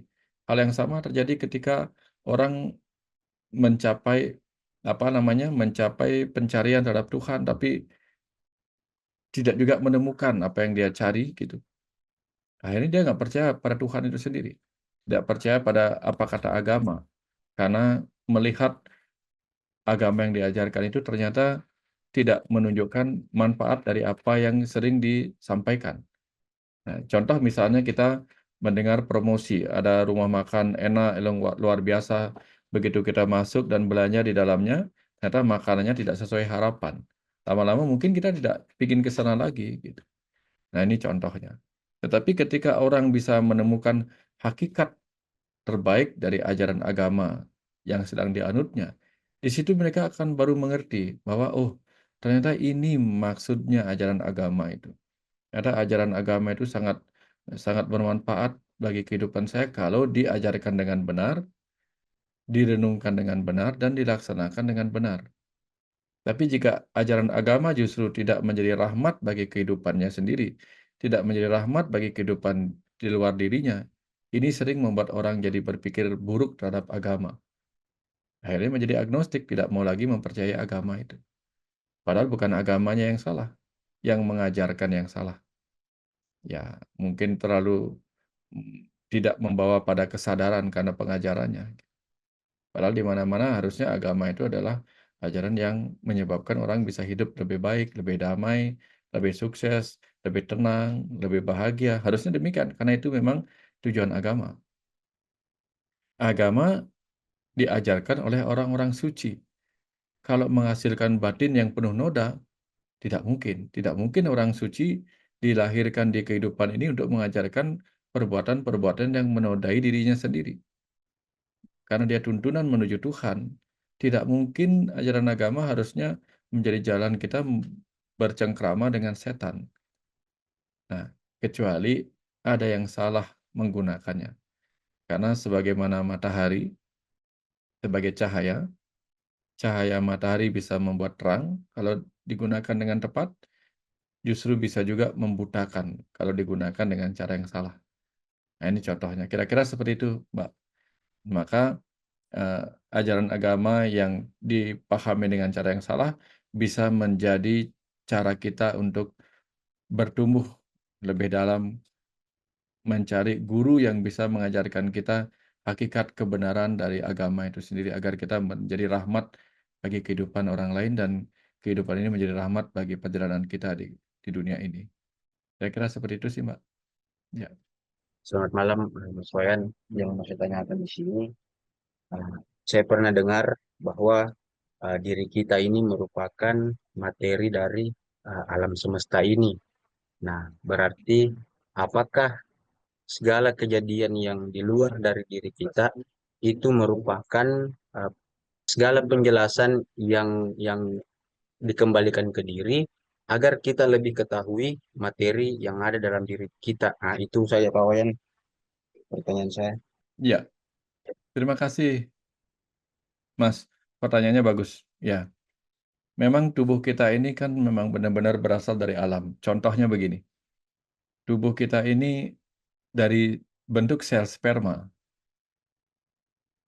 DNA tubuh kita ini dibentuk dari 5 jenis atom.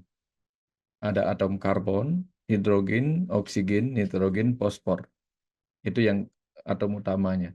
Dan atom kita tahu berasal dari materi di alam semesta. Karbon, hidrogen, oksigen bisa menjadi karbohidrat yang kita makan. Fosfor, nitrogen juga bisa kita dapatkan dari makanan.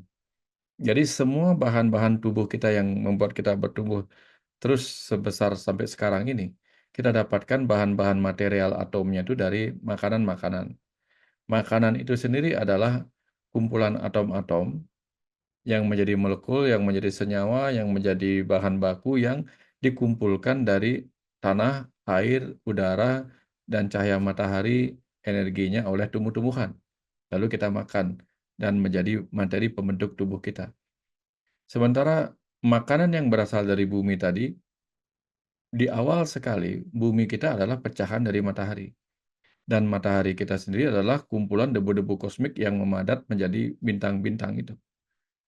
Artinya, tubuh kita secara asal adalah berasal dari alam semesta itu sendiri.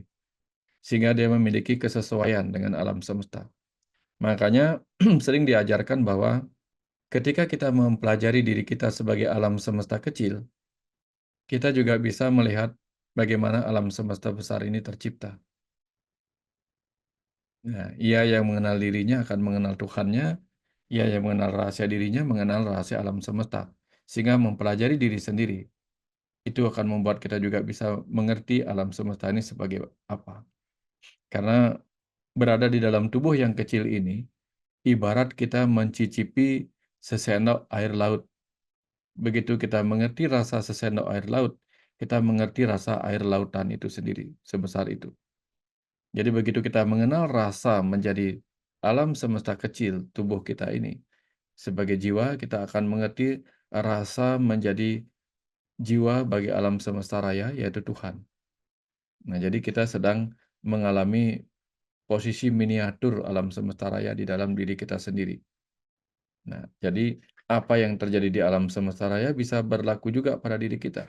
Sehingga perubahan cuaca di luar bisa menjadi perubahan kesehatan kepada diri kita. Nah, ini juga ajaran yang mengingatkan kita bahwa hati-hati dengan pikiran kita. Setiap frekuensi pikiran kita bisa terkonek dengan semua orang, setiap bagian dari semesta ini. Kalau terus-menerus kita melakukan pemikiran yang seperti itu kepada alam semesta ini, itulah yang akan kita dapatkan. Sudah nyata-nyata seperti itu. Kalau kita berlaku buruk pada sungai dengan membuang sampah di setiap selokan, selokan menjadi tersumbat, aliran air sungai ke selokan juga menjadi tersumbat, lama-lama sungainya menjadi banjir. Ini sudah dinyatakan di mana-mana.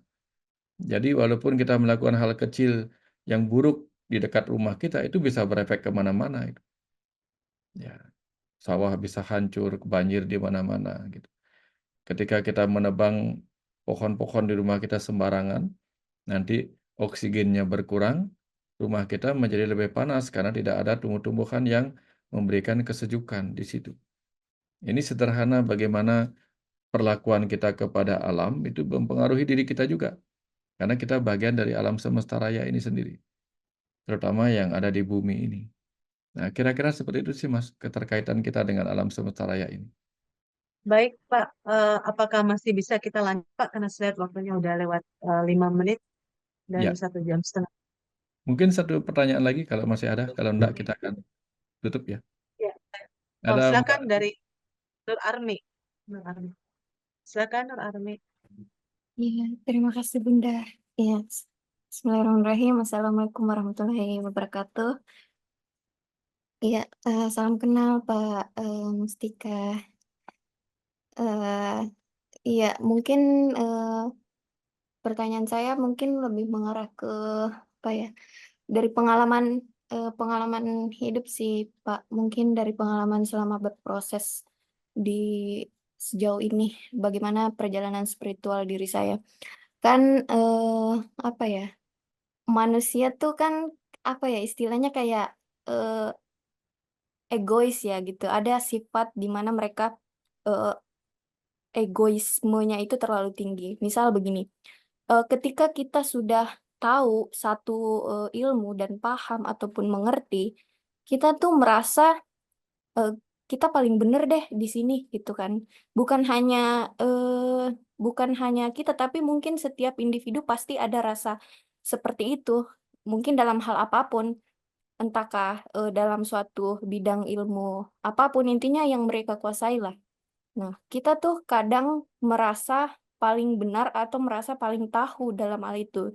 Jadi sehingga ketika kita mungkin bertemu atau misalnya berdiskusi atau berkomunikasi dengan orang-orang lain, mungkin kita tidak secara terbuka gitu menerima pemikiran mereka karena kan lagi-lagi kembali ke sifatnya manusia sendiri bahwa kita paling tahu atau misalnya kita yakin nih bahwa yang kita dapatkan itu udah yang paling benar. Nah, itu susahnya kita sebagai manusia juga. Nah, mungkin dalam eh, apa menyikapinya ini seperti apa? Karena kan saya mungkin yakin juga mungkin ada beberapa sahabat-sahabat yang mungkin pernah merasakan hal seperti ini atau misalnya pernah berada di satu ini termasuk saya juga karena gini misalnya saya nih gitu kan tiba-tiba menjelaskan sesuatu yang apalagi kalau soal agama nih ke orang tua gitu kan menjelaskan oh ternyata gini-gini tuh di Al-Quran paling eh, apa nyeletuknya tuh orang tua ah kamu mah baru kemarin belajarnya nggak usah so tahu kayak gini gitu paling celetukan seperti itu yang membuat kita merasa apa ya kok gini amat gitu yang dapat padahal kan yang kita bawa itu bukan cuma suatu kebenaran saja tetapi kan memang harus benar-benar disampaikan. Nah, kadang-kadang kalau misalnya kita menyampaikan sesuatu apalagi di zaman sekarang itu kesannya apa ya? Kayak terlalu mendalami gitu suatu ilmu apapun padahal kan sebenarnya kita wajar loh kalau misalnya kita ngomongin sesuatu apalagi tentang agama ataupun Al-Quran itu sendiri. Nah, mungkin eh, saya butuhnya pandangan aja sih, Pak. Gimana cara menyikapi atau misalnya bagaimana harusnya kita ketika berada di posisi itu. Mungkin itu sih, Pak, di yang ingin saya tanyakan. Mungkin mengarah lebih ke diskusi saja. Terima kasih. Terima kasih, Mbak Nur. Ini pertanyaan dan pengalaman yang bagus sekali. Ya, rata-rata di kehidupan ini kita sering ketemu hal-hal seperti itu dan barangkali benar. Kita pun mungkin pernah di posisi seperti itu. Karena makanya diajarkan di bahasa Indonesia mungkin tentang peribahasa ya. Tong kosong nyaring bunyinya. Ada lagi tentang seperti padi makin berisi makin merunduk. Nah, itu memang di mana-mana berlaku bahwa ketika orang tahunya sedikit, itu suaranya banyak. Ketika orang semakin berisi, dia semakin merunduk. Nah, ketika kita memahami ilmu-ilmu baru, Disitulah kemudian kita harus hati-hati memberitahukan kepada orang lain yang mungkin beberapa itu seringkali merasa dirinya sudah tahu. Nah, makanya sering dikatakan bahwa di kehidupan ini ada beberapa jenis orang. Satu, ada orang yang tidak tahu dirinya tidak tahu. Nah, pada orang seperti ini kalau kita sampaikan pemahaman yang baru, dia akan nolak. Karena dia merasa dirinya lebih tahu dari kita. Hanya berdasarkan usia lebih tua, masa hidup lebih lama, dikiranya mereka sudah paham lebih banyak. Terus yang tipe kedua adalah orang yang tahu dirinya tidak tahu. Nah, ini lebih bagus ini. Sehingga ketika kita bertemu orang yang tahu dirinya tidak tahu, nah ini kita bisa memberitahu sesuatu yang dia butuhkan. Orang yang ketiga adalah orang yang tidak tahu dirinya tahu. Nah, ini beberapa orang bisa kita temui. Dia sebenarnya tahu, tapi dia tidak tahu bahwa yang dimaksudkan itu adalah apa yang sebenarnya dia sudah ketahui. Nah, ini lebih mudah kita memberitahunya. Kadang-kadang kan ada orang yang tahu bendanya tapi tidak tahu namanya. Jadi dia tidak tahu bahwa dirinya tahu benda itu, yang namanya yang dimaksudkan seperti itu. Nah, ini tinggal kita konfirmasi aja. Oh, begitu dia karena terkonfirmasi, disitulah dia menjadi tahu dirinya tahu. Ini tipe keempat. Nah, jadi yang tipe pertama itu yang paling sulit diberitahu, yaitu orang yang tidak tahu dirinya tidak tahu, makanya tidak mau diberitahu hal-hal yang kita ketahui. Nah, ajakannya adalah selalu hati-hati untuk memberitahu kepada orang-orang yang belum tahu ingin tahu, apalagi yang tidak tahu dirinya tidak tahu, yang seringkali tidak mau tahu. Tetapi ketika kita bertemu orang yang sudah banyak pengetahuannya, banyak ilmunya, di sini biasanya dia seperti Pak Tino Sidin, mungkin di zamannya Mbak Nur masih ada ya, apa tidak ada Pak Tino Sidin itu. Jadi Pak Tino Sidin itu jago gambar. Siapapun yang mengirim gambar kepadanya akan disebut bagus. Karena dia pernah mengalami masa di mana dia juga seperti anak kecil yang tidak bisa menggambar dengan baik, tapi semua dia bilang bagus sebagai motivasi. Nah, begitulah orang yang ilmunya sudah banyak akan mengerti bahwa apapun yang diketahui orang adalah salah satu versi dari pengetahuan itu sendiri. Semakin banyak kita mengetahui versi-versi pengetahuan, maka kita akan menemukan pengetahuan yang lebih utuh lagi. Nah, kelemahan orang tua seringkali memang seperti itu. Banyak orang tua yang tidak tahu dirinya tidak tahu. Sehingga ketika anaknya bicara, kamu kayak mau ngajarin orang tua dan sebagainya. Akhirnya si anak menjadi tidak percaya diri untuk menyampaikan hal-hal baru. Nah, kira-kira seperti itu. Jadi, nggak ada yang salah. Orang tua tidak salah, kita juga tidak salah, tetapi hanya perlu hati-hati untuk besok-besok menyampaikan sesuatu kepada orang. Lihat dulu tipe orangnya. Ini jangan-jangan nanti merasa diajarin, nanti dikira kita mau membuang garam ke lautan gitu, mau menggarami lautan. Padahal maksud kita hanya memberitahu gitu. Kalau saya sendiri tidak seperti itu sama anak-anak di rumah, karena mereka kadang lebih tahu dari apa yang kita ketahui. Di zaman-zaman yang semakin maju ini saya sering bertanya pada anak-anak muda, karena banyak teknologi-teknologi baru yang saya juga nggak paham. Tapi karena saya terbuka pada ilmu-ilmu baru, saya selalu yakin bahwa banyak hal yang saya tahu di masa lalu, sekarang bukan pengetahuan lagi.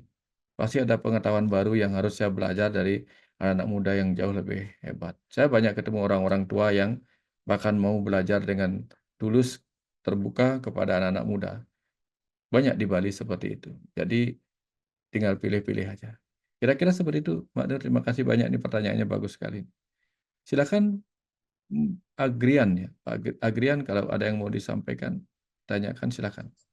Baik, terima kasih Pak Wayang Mustika atas kesempatannya, di mana kali ini kita membahas tentang kesadaran dan kebangkitan, di mana kesadaran dan kebangkitan itu tidak bisa ada ketika masih adanya ego, di mana ego penghalang bagi kebangkitan karena ia mengutamakan pemisahan dan identitas individual. Apakah perlu menaklukkan atau memahami ego untuk mencapai kesadaran yang lebih tinggi? Terima kasih Pak Agrian.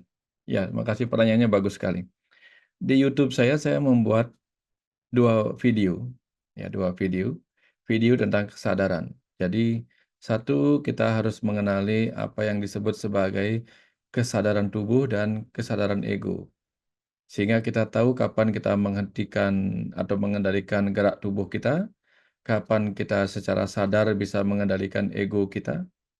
Lalu ada video tentang kesadaran pikiran, kesadaran jiwa, dan kesadaran Tuhan. Nah, dari situ kita akan bertumbuh. Nah, banyak orang tidak bisa mengendalikan egonya karena dia tidak mengetahui dan tidak menyadari mana ego, mana pikiran, mana perasaan, mana kehendak tubuh. Nah, disinilah kita perlu mengenal secara lebih mendalam tubuh, pikiran, ego, perasaan, jiwa, dan ruh, dan seterusnya itu. Sehingga kita bisa semakin meningkat dalam kesadaran kita. Nah, banyak orang karena jangankan kesadaran pikiran atau kesadaran jiwa, bahkan ego pun tidak disadarinya, sehingga hidupnya dikendalikan oleh reaksi-reaksi ego, sehingga menjadi orang yang egoism. Jadi orang yang dikendalikan oleh reaksi-reaksi egonya. Seperti halnya tubuh yang dikendalikan oleh reaksi-reaksi sistem imunnya. Seperti orang yang mengalami AI karena sistem imunnya berlebihan, tubuhnya menjadi kadang gatal-gatal, menjadi autoimun. Itu artinya tubuhnya dikendalikan oleh reaksi sistem imunitasnya. Kalau pikiran dikendalikan oleh reaksi-reaksi ego, dia menjadi egoisme, menjadi orang yang sifatnya reaktif sekali. Ya, sedikit-sedikit nyalahin orang, sedikit-sedikit emosi, itu karena dia dikendalikan oleh reaksi fight or flight dari egonya. Ya, sedikit-sedikit tidak mau ketemu orang, sedikit-sedikit menganggap orang lain itu tidak layak bagi dirinya dan sebagainya lah. Sangat, sangat egoisme seperti itu. Tidak mau mendengar apa kata orang lain karena dianggap orang lain selalu lebih rendah dari dirinya, gitu. Ini contoh seperti itu. Sehingga kalau kita sudah sadar mana itu reaksi ego kita dan kita bisa mengendalikannya, di situ kita akan mengalami proses pembelajaran untuk menuju peningkatan level kesadaran sampai tiba di kesadaran semesta atau bahkan kesadaran Tuhan. Nah, ini butuh proses lama. Ya, tapi tanpa belajar kita tentu tidak akan bisa mencapai proses itu. Ya, yang kita butuhkan adalah proses pembelajaran. Kira-kira seperti itu, Pak Mas Agrian. Mudah-mudahan dipahami. Ya, Mbak Nur, ada lagi, Mbak? Nah, tampaknya waktu kita sudah lumayan ya, satu jam lebih ya, 1,5 jam lebih. Ya, ya. Iya, Pak. Ini ada bagaimana? Aku juga mau bertanya. Oh ya, ada Noval mau bertanya ke saya sudah lebih katanya waktunya. Tapi Oh, enggak minta apa-apa, izin enggak untuk apa-apa. Masih ada 1-2 boleh, enggak apa-apa. Baik, terima kasih Pak Wayan Mustika. Eh, Salam Pak Wayan. Sini saya cuma mau pernyataan Pak Wayan. Ibaratnya seperti yang sekeluarkan ini nih, ibaratnya wadah kosong untuk diisi oleh cahaya-cahaya lain itu Pak Wayan. Nah, sini yang saya dapatkan tadi Pak Wayan mengenai tentang kebangkitan dan kesadaran yang menggambarkan sebuah eh, ilustrasi menuju ke kesempurnaan yang apa adanya itu Pak Wayan. Di sini saya dapat tentang kebangkitan itu sendiri, yaitu kalau kita pikir kata kiamat itu kan tentang kebangkitan. Kemudian, nah yang saya tahu kemarin-kemarin itu Pak Wayan, tapi saya tidak menyalahkan pengetahuan saya itu karena dari pengetahuan itu saya beranjak untuk terus refresh pemikiran saya untuk terus membuat wawasan saya terbelah terus menerus. Walaupun mungkin orang melihat itu suatu kegagalan, tapi saya menganggap itu suatu pencapaian kegagalan itu sendiri. Nah, di mana eh, yang saya rasakan bahwa diri kita setiap harinya merasakan kiamat, tergantung pembawaan jiwa yang mau bangkit dalam keadaan apa. Karena kiamat terjadi tiba-tiba jika keadaan dalam keadaan yang tidak kita sadari, sesuai dengan apa yang saya dapatkan juga melalui firman Tuhan, salah satu kitabnya di Al-Quran, di Quran surah 43 ayat 66. Di mana situ Allah menegaskan bahwa kiamat itu terjadi tiba-tiba, bahkan di beberapa ayat pun mengatakan hal yang sedemikian. Namun di ayat ini menegaskan bahwa bahkan kita dalam keadaan tidak menyadari itu. Jadi yang saya dapat juga tadi, baik dari sharing Pak Wayan, kemudian sharing sahabat-sahabat juga yang menguatkan untuk mengisi teka-teki perjalanan spiritual ini, yang saya dapatkan adalah pentingnya mengenal lapisan-lapisan dalam jiwa kita. Karena juga saya juga diperlihatkan eh, dalam Al-Quran bahwa ya ketika kita membaca suatu kitab ketetapan itu, sebaiknya kita membacakan ke diri kita sendiri.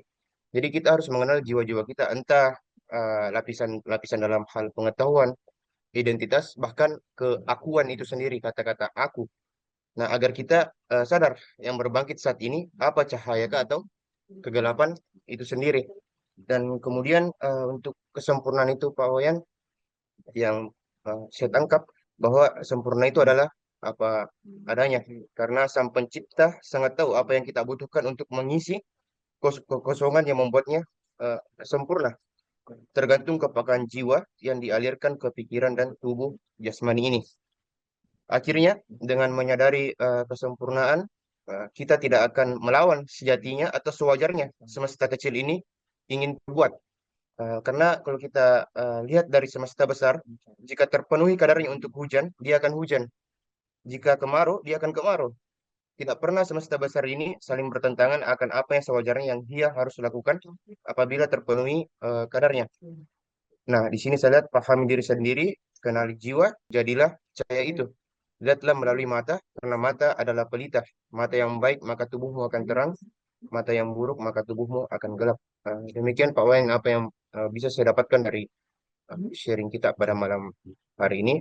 Begitupun tadi saya kembalikan awal pembicaraan saya bahwa yang saya kemukakan ini adalah kekosongan yang saya berharap untuk diisi oleh tiap-tiap cahaya yang ada pada makhluk-makhluk ciptaan Tuhan semesta alam itu sendiri.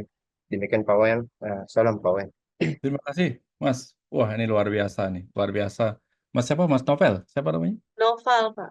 Novel ya. Ya, ini luar biasa nih, mantap sekali nih.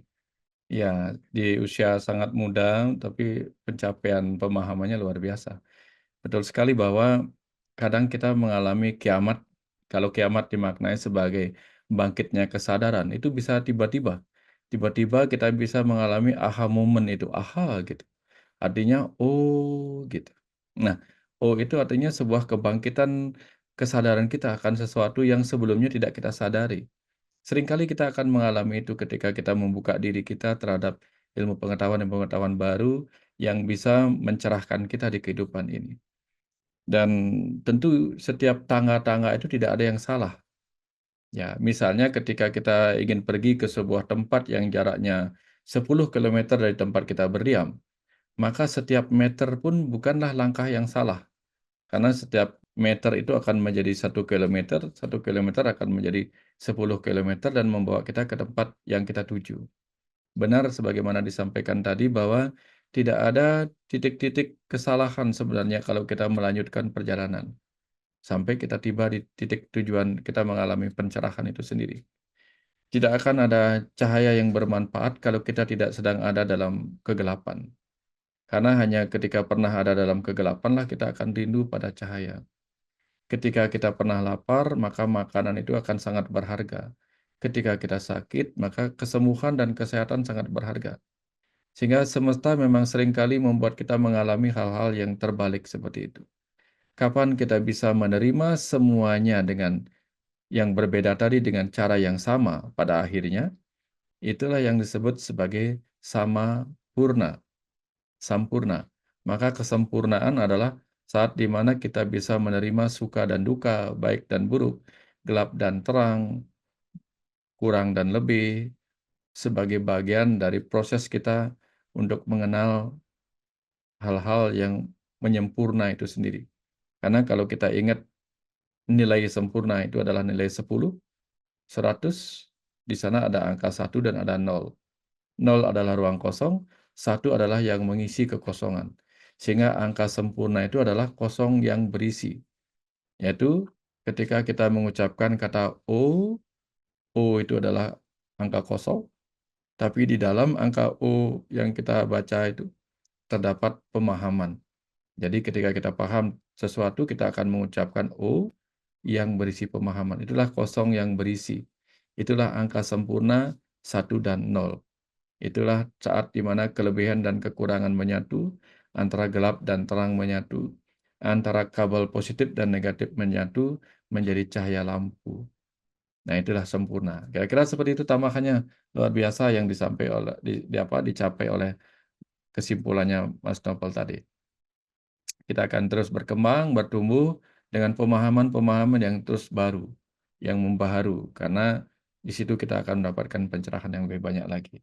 Kira-kira seperti itu tambahannya, bagus sekali, Mas Novel ya. Baik Pak, Alhamdulillah sangat banyak hal yang kami dapatkan pada pertemuan pada malam hari ini yang ternyata sungguh pertemuan itu tidak akan ada batasannya di saat kita sudah mulai untuk membuka diri. Tidak ada batasan meskipun jaraknya jauh. Ini sudah terbukti Pak bahwa janganlah kita menutup diri.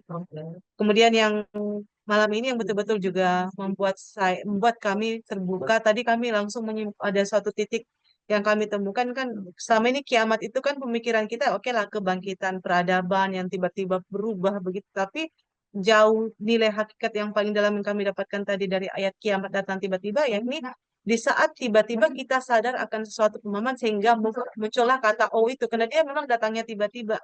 Lintasan-lintasan kesalahan itu tiba-tiba datang dalam huruf oh itu yang maksudnya ternyata dan maksudkan itulah kiamat tiba-tiba. Sangat besar pembelajaran kami peroleh pada malam hari ini Pak, dan kami dari apa ya di sini saudara-saudara yang ada di Parepare betul-betul sangat berterima kasih dan juga dihadiri oleh kedua orang tua saya pada malam hari ini, dan saya sangat bersyukur juga, kami sangat bersyukur dikelilingi oleh manusia-manusia. Kami semua ingin belajar untuk membuka diri terlepas dari segala bentuk ketertutupan dan kemelekatan. Kami ucapkan terima kasih Pak, dan kami mohon maaf Pak jika banyak waktu yang kami gunakan dalam pertemuan ini, dan lagi-lagi semoga Allah Tuhan semesta alam senantiasa melindungi Bapak, dan juga sebenarnya sahabat-sahabat di sini mengharapkan pertemuan ini bisa dilakukan secara rutin. Kami tinggal tunggu waktu saja dari Bapak, sangat banyak mungkin insya Allah sahabat-sahabat yang akan bergabung. Ya, siap, ya. Nanti sengaja saya pilih 1 jam, ini sudah hampir 2 jam juga ini.